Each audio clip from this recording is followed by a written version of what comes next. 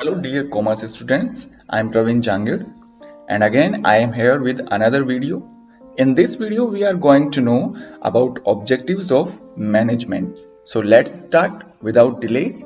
So, dear students, there are four types of objectives of management, which are primary objectives, secondary objectives, personal objectives, and social objectives. तो बेटा सबसे पहले हमें ये जान लेना चाहिए कि हम जो भी काम करते हैं ना तो उसके पीछे कोई ना कोई ऑब्जेक्टिव जरूर होता है। तो ठीक इसी तरह से यदि हम कोई बिजनेस शुरू कर रहे हैं तो उस बिजनेस को शुरू करने के लिए हमें मैनेजमेंट की जरूरत पड़ती है। और मैनेजमेंट की जरूरत क्यों पड़ती है, यही चीज हम ऑब्जेक्टिव में आज डिस्कस करने वाले हैं। तो चलिए सबसे पहले हम मैनेजमेंट का जो फर्स्ट ऑब्जेक्टिव है, प्राइमरी ऑब्जेक्टिव, उसके बारे में डिस्कस करते हैं। तो बेटा सबसे पहले हमें ये जानना पड़ेगा कि ये प्राइमरी ऑब्जेक्टिव्स क्या होते हैं। तो यदि हम इसकी मीनिंग को पढ़ते हैं तो पता चलता है the objectives which satisfy the expectation of different stakeholders are called primary objectives. तो बेटा प्राइमरी ऑब्जेक्टिव्स किसे कहते हैं?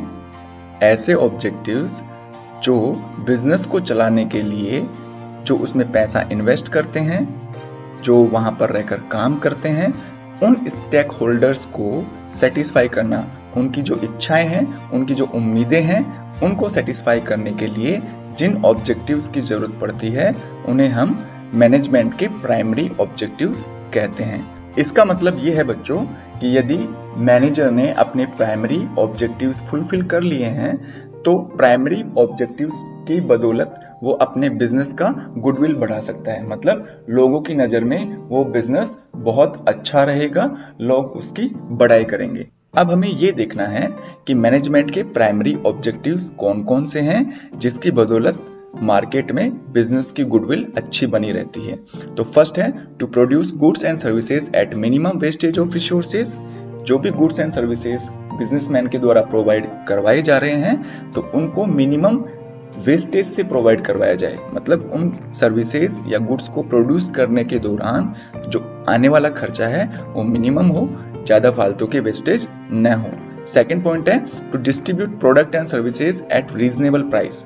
अब देखिए बेटा, यदि आप अपने प्रोडक्ट को मार्केट में सस्ते में लॉन्च करते हैं, मतलब यहाँ पे सस्ते का मतलब बिल्कुल ऐसे नहीं है कि घटिया क्वालिटी का आप प्रोडक्ट जो है सप्लाई कर रहे हैं, यहाँ पे इसका मतलब बिल्कुल भी नहीं है। रीजनेबल प्राइस का मतलब होता है वही प्राइस कस्टमर से चार्ज करना जो उस प्रोडक्ट के लिए रीजनेबल हो, जो ठीक हो।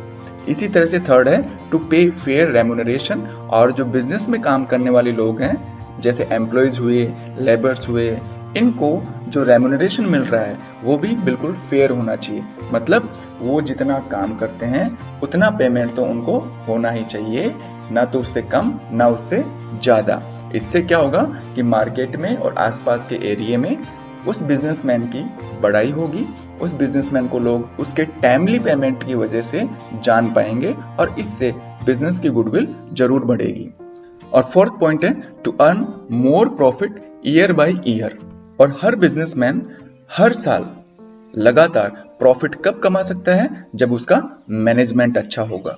यदि एक बिजनेसमैन रेगुलर प्रॉफिट कमा रहा है तो इससे बिजनेसमैन और उसके बिजनेस की गुडविल मार्केट में ऑटोमेटिक बढ़ जाएगी। अब यदि बच्चों हम नेक्स्ट ऑब्जेक्टिव की तरफ चलें तो नेक्स्ट ऑब्जेक्टिव है सेकेंडरी ऑब्जेक्टिव्स। तो बेटा ये सेकेंडरी ऑब्जेक्टिव्स क्या होते हैं, सबसे पहले इसके बारे में जान लेते हैं। The objectives which are helpful in achieving primary objectives and are related to the internal system of organization are called secondary objectives। तो बेटा जैसा हमने पहले अभी डिस्कस किया था कि जो प्राइमरी ऑब्जेक्टिव्स होते हैं ना, टाइम पे पेमेंट देना, हर साल प्रॉफिट कमाना, रीजनेबल प्राइस पर गुड्स सप्लाई करना, तो ये सब कब पॉसिबल है? जब हम सेकेंडरी ऑब्जेक्टिव्स फुलफिल करेंगे। तो ऐसे ऑब्जेक्टिव्स जो प्राइमरी ऑब्जेक्टिव को अचीव करने में मदद करते हैं और जिनका उद्देश्य ऑर्गेनाइजेशन के इंटरनल सिस्टम को बेहतर बनाना हो। क्योंकि प्राइमरी ऑब्जेक्टिव्स में आने वाले जो पॉइंट्स थे ना, ज्यादा प्रॉफिट कमाना, रेम्यूनरेशन का पेमेंट टाइम पर करना, अच्छी क्वालिटी का प्रोडक्ट मार्केट में प्रेजेंट करना, ये सब कब पॉसिबल है? ये तभी पॉसिबल है जब किसी भी ऑर्गेनाइजेशन का इंटरनल सिस्टम बढ़िया हो। अब इंटरनल सिस्टम में कौन कौन सी चीजें आती हैं, जैसे फर्स्ट पॉइंट है to enhance the quality of various resources. अब यहाँ पर बच्चों रिसोर्सेज का यूज किया गया है। तो रिसोर्सेज का मतलब है दो तरह के रिसोर्सेज, लिविंग और नॉन लिविंग। तो इनमें जितने भी हम रिसोर्सेज यूज ले रहे हैं अपने बिजनेस को चलाने के लिए, उनकी क्वालिटी को एनहेंस करना, इम्प्रूव करना। अब जैसे एम्प्लॉयज हैं, लेबर्स हैं, उनको टाइम टू टाइम आप ट्रेनिंग देते रहेंगे तो ट्रेनिंग से क्या है, वो अपने काम में परफेक्शन को अचीव करेंगे। इसी तरह से सेकंड पॉइंट है to use the resources at right time at right place. तो जितने भी रिसोर्सेज हैं, एम्प्लॉयज हुए, लेबर्स हुआ, तो उनका सही समय पर उपयोग करना, सही जगह पर उनको पोस्ट देना। थर्ड पॉइंट है to establish coordination between them. साथ ही साथ जितने भी एम्प्लॉयज काम कर रहे हैं उनके बीच में कोऑर्डिनेशन बिठाए रखना। यदि मैनेजमेंट की हेल्प से सेकेंडरी ऑब्जेक्टिव्स फुलफिल हो जाते हैं तो ऑटोमेटिकली जो प्राइमरी ऑब्जेक्टिव्स हैं वो अपने आप फुलफिल हो जाएंगे। अब आप पूछोगे कैसे?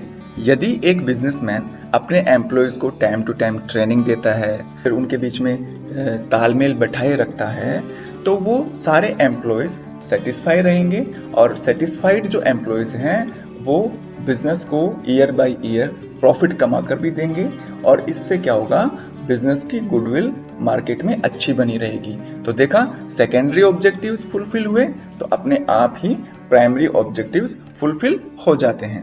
अब यदि हम थर्ड ऑब्जेक्टिव्स की बात करें तो वो है personal objectives, the objectives which fulfil the expectation of human resources.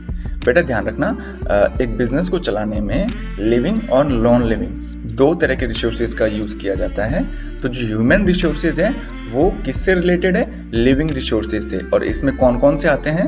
Entrepreneur यानी कि जो बिजनेस शुरू करता है, जिसका बिजनेस में पैसा लगा हुआ होता है, मैनेजर जिसको कि एक एंटरप्रेन्योर अपने बिजनेस को स्मूथली चलाने के लिए अपॉइंट करता है, एम्प्लॉयज आप जानते हो, और लेबर्स जो वहाँ पे मजदूरी करते हैं।